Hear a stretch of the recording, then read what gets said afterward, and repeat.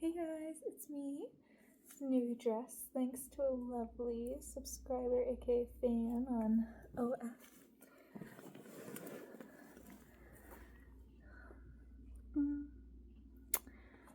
So, decided to read chapter 2 on The Deep End by Traci Abrams. Shall we get started? I need to figure out where chapter 2 starts. That would be a good thing. Almost there. Oh, there we go. Perfect. Alright. We'll just go with it. Doug Valdez walked through Denver International Airport, a scowl on his face.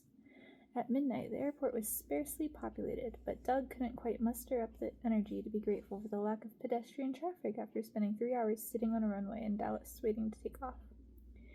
He stepped onto an escalator, shifted his overnight bag, and dug his cell phone out of the pocket of his suit jacket. He didn't want to think about the fact that he had just picked up the suit from the dry cleaners the day before. Now, it was as rumpled as he felt. Poor Doug. Doug followed the signs to the ground transportation, hopeful that he could find a cab once he doubted the car rental agency was still open. Annoyed that he had been incommunicado for several hours, more than he expected, he flipped open his cell phone and scrolled through the first 6 messages. 3 were from the fellow FBI agents, 2 were from U.S. Marshals, and 1 was from C.J. Whitmore.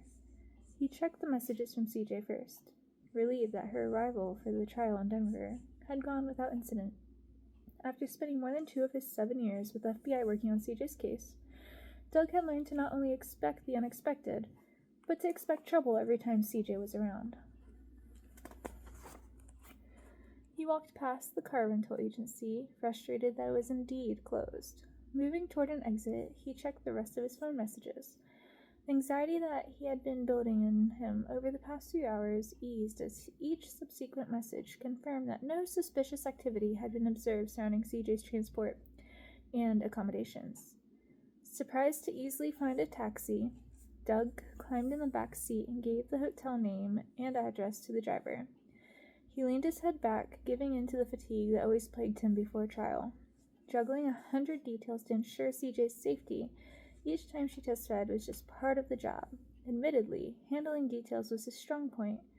He rubbed at his eyes, thinking how much smoother CJ's transportation and security had been for this trial compared to the previous trials in which she had testified. Even as he thought of the bed waiting for him at the hotel on another level of consciousness, he analyzed what had been done differently to allow everything to go so smoothly. He couldn't remember the last time that CJ had testified when at least one problem hadn't occurred.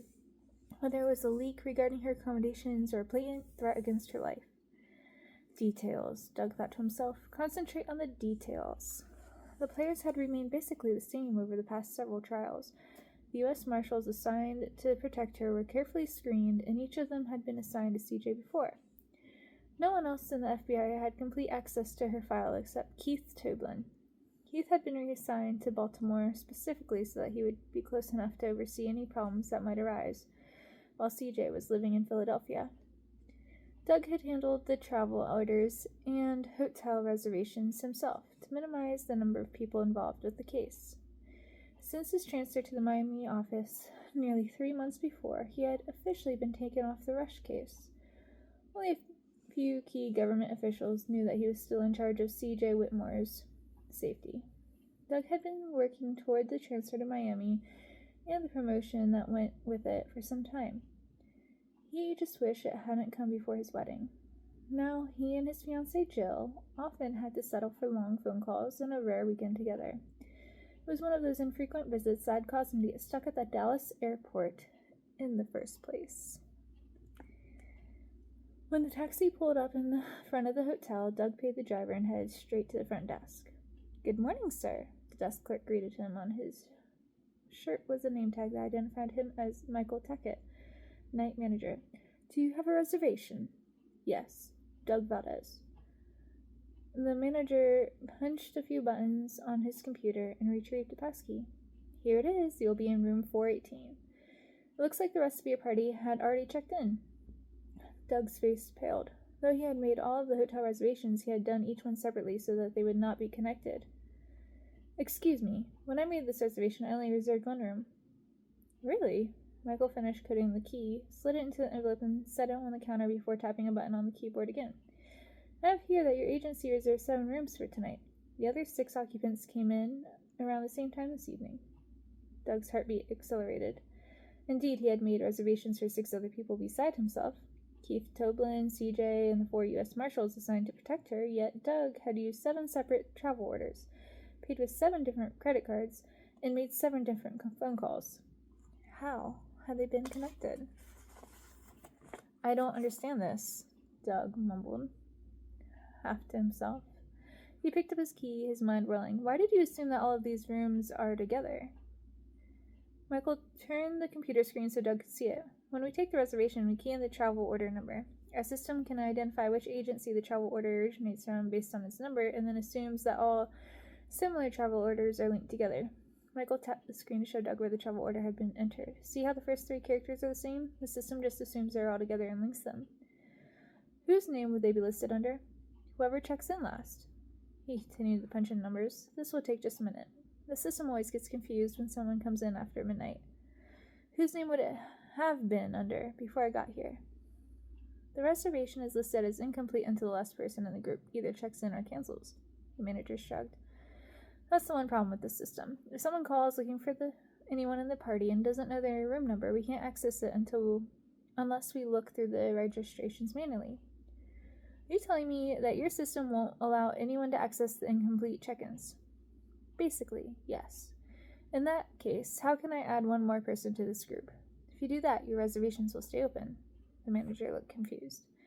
Doug could hardly tell him that he was trying to protect the identity of someone in the witness protection program, so instead he relied on his acting abilities. Leaning closer, he lowered his voice. Look, one of the guys staying here is going through a really nasty divorce. His wife tracks him down wherever he goes, and he calls him all night long. She's just making his life miserable. Anyway, I really need him to focus on the seminar we came for. I would really appreciate it if you could add another reservation if that would help him get a good night's sleep. Well, I guess I can do that, Michael stated hesitantly, handing Doug a piece of paper. You're going to have to pay for the empty room, though. Fair enough. Doug filled out the reservation request, watching as Michael finally finished the reservation, and then thanked Michael and turned toward the elevator. He took 2 steps before turning back. Do all the hotels use this kind of system? It's not uncommon. Uncommon? Doug shifted his overnight bag and nodded. Thanks again for your help. In his room, 3 minutes later, Doug pulled out his cell phone and punched the speed dial for Keith Toblin's number. On the 5th ring, Keith picked up. Toblin, were you sleeping? Doesn't matter, Keith grumbled. Please, don't tell me that thing you called just to say you finally made it. Not exactly, Doug suppressed a grin. What room are you in? I need to talk to you. I'm in 412. Doug hung up as he left his room. A dozen steps later, he knocked on Toblin's door. Keith yanked the door open, wearing only the pair of sweatpants he had obviously been sleeping in. Brown eyes glared at Doug from beneath dark blonde hair. Doug noticed the shiny red scar on Toblin's shoulder, a souvenir and constant reminder from the men who wanted CJ dead. Keith stepped back to let Doug inside as he pulled on the t-shirt. This had better be good. I just had an interesting conversation with the night manager, Doug said, following Keith into the room. And? Keith asked, still blurry-eyed. You know how we kept having trouble with hotel security with CJ? Yeah. Instinctively, Keith touched a hand to the old wound. What about it? I think I figured out how Russia's men keep finding her. Doug leaned against the dresser and relayed the information he had gleaned from Michael. You think they figured out how to monitor the hotel reservation system? Keith reached for his weapon, which was lying on the bedside table. Doug nodded. Think about it. Just about every time she testifies, we have some kind of trouble at the hotel. If I hadn't come in late, they probably would have already identified where we're staying.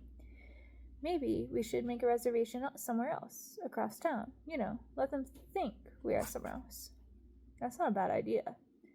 Doug pushed away from the dresser and took a step toward the door. I'll get one of the marshals to come with me to check in somewhere else. In the meantime, call the prosecuting attorney. Let him know that CJ has to testify first thing in the morning. If we can move up her testimony, we should be able to get her out of here before Rush's men figure out what's going on. I'll take care of it, Keith assured him. CJ stepped down from the witness stand as 2 U.S. Marshals stepped forward to escort her out of the courtroom. She blinked back at the tears that threatened, trying to turn her mind away from the events that had changed her life forever. Each time she testified, she was reminded of how quickly she had lost everyone close to her. First her father, then just a month later, the first man she had ever loved. Now she was determined that Chase's death would not be in vain. Others in law enforcement had tried and failed to penetrate Rush's organization. Chase had succeeded, and it had cost him his life. Each time CJ testified, it was the same thing, a detailed explanation of how she had identified Chris Rush as the head of the smuggling organization. The words Chase had spoken just before his death had been the key. Chris Rush. Don't let him find you. At first she had taken the word Chris as the nickname Chase had often used for her. Months later, Matt had introduced her to Judge Christopher Rush, and CJ realized that with Chase's dying breath he had tried to warn her about Rush. Though she hadn't remembered it until she had figured out Chase's message, she had also seen a list of names when she had wandered through Chase's apartment before he was killed. The names had been arranged in an organizational chart. At the top was the name Christopher Rush. She found out later that Chase had been waiting for one of the other detectives he worked with to come by and pick up the evidence he had collected. Unfortunately, Rush's men had gotten there first. Shaking her head clear of such images, CJ took a deep breath, waiting. She knew this trial was a test in more ways than one. Though the man on trial was charged with seemingly minor crimes compared to those committed by many in Rush's smuggling organization, he had rushed to plea bargain, forcing CJ to take the stand once again. This was the last trial she would testify in before Rush would finally stand before a judge. Security had been unbelievably tight when she had first arrived, to the point that she had been practically invisible when she got to the courthouse 2 hours before the building even opened. She had entered with Doug Valdez and Keith Toblin, all 3 disguised in security guard uniforms. With her hair tucked up in a cap, she doubted she even looked like a woman from a distance. She certainly couldn't complain that Doug had managed to move her testimony up a day, but she always got nervous when her schedule changed suddenly. She took a deep breath. Now she could only pray that her departure from the courthouse would go as smoothly as her arrival. One of the marshals took her by her arm and led her through a side doorway. Doug and Keith met them in the hallway and escorted her to a nearby exit. Her eyes darted down the hallway, and a sigh of relief escaped her when she saw the corridor was empty. She knew she should be used to their extra protection by now, especially since last year when an assassin had penetrated the already tight security measures and nearly managed to silence her for good. Still, as the 4 armed men surrounded her, she could feel her heart pounding and wondered if this time one of Rush's men might succeed. Months had passed since she had faced any viable threat, unless she considered driving during Philadelphia's rush hour dangerous. Still, when she had begged to be allowed to compete in the U.S. Nationals for swimming, Doug Valdez had shut her down. The FBI and U.S. Marshals had been in complete agreement that a meet of that importance would be too great a risk for her.